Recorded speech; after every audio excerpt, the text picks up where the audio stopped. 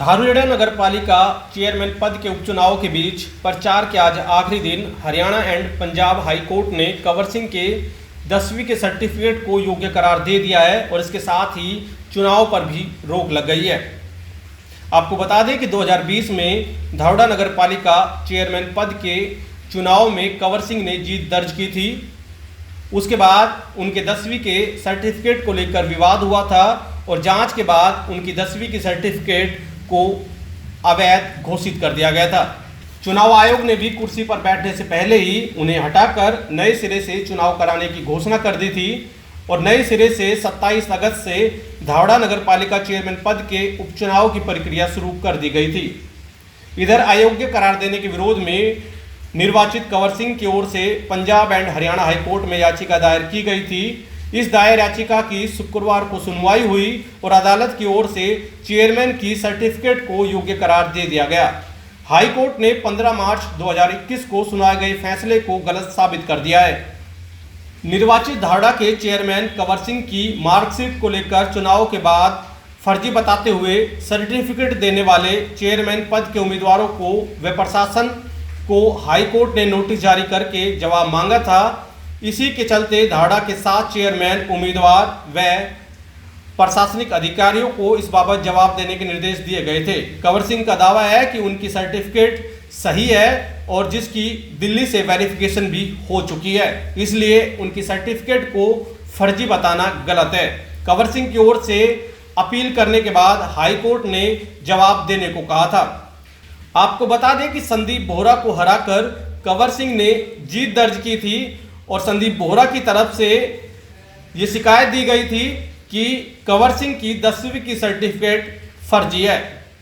चुनाव आयोग को दी गई शिकायत में संदीप बोहरा के साथ साथ 7 अन्य चेयरमैन पदों के उम्मीदवारों ने एफिडेविट देते हुए आरोप लगाए थे कि उनकी जो 10वीं की सर्टिफिकेट दिखाई गई है वो the central board of higher education से दर्शाई गई है और 2 जुलाई 1981 में परीक्षा पास की है।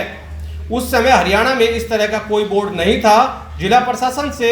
ये मांग की गई थी कि सर्टिफिकेट की जब तक जांच ना हो तब तक निर्वाचित चेयरमैन को शपथ भी ना दिलाई जाए, जिसके बाद शपथ दिलाने पर रोक लगा दी गई थी और पूरे मामले की जांच एसडीएम कोसली को सौंपी गई थी।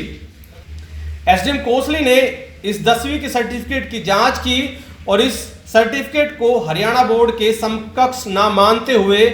अवैध घोषित कर दिया था। यानी एक तरह से सर्टिफिकेट को फर्जी बता दिया गया था। जांच रिपोर्ट के आधार पर ही चुनाव आयोग की तरफ से कंवर सिंह को डिस्क्वालीफाई घोषित कर दिया था, जिसके बाद कंवर सिंह ने हाई कोर्ट में अपील की थी और इस दौरान चुनाव आयोग की तरफ से नए सिरे से जो धारूहेड़ा नगर पालिका के चुनाव कराने की घोषणा की गई थी और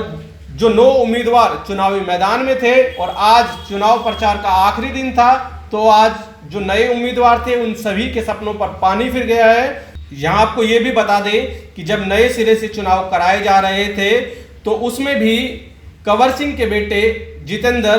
चुनावी मैदान में थे और कंवर सिंह जनता के बीच जाकर एक बात ही कह रहे थे कि वो राजनीतिक षड्यंत्र की भेंट चढ़े हैं। उनकी 10वीं की सर्टिफिकेट सही है और उन्होंने सही तरीके से चुनाव लड़ा और जो सही दस्तावेज उन्होंने पेश किए थे, लेकिन राजनीतिक कारणों की वजह से उन्हें अयोग्य घोषित कर दिया,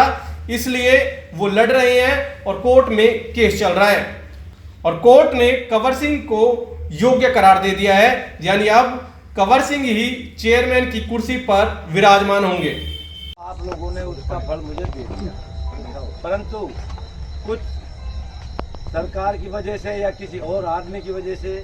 मेरे साथ एक षड्यंत्र रच के और मुझे डिस्क्वालीफाई करा दिया। नहीं तो आप लोगों ने बेवर मुझे बनाया था बेवर चून छालने की छालनी में से